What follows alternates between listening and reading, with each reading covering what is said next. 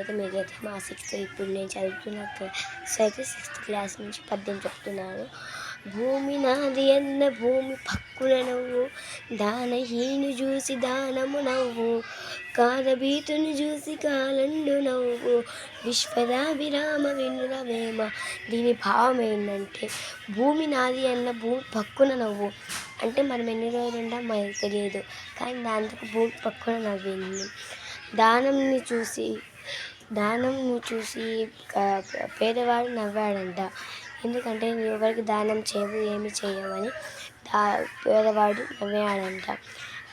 ఇప్పుడు మనం ఉంటాం కదండి, ఇప్పుడు పూర్వంలో రాజులను యుద్ధం చేస్తున్నప్పుడు వెన్ను చూపి యుద్ధం చేసేవాడిని చూసి కాలుండు అంటే రాక్షసుడు కాదు యమధర్మరాజు అందుకొని నవ్వుతాడంట.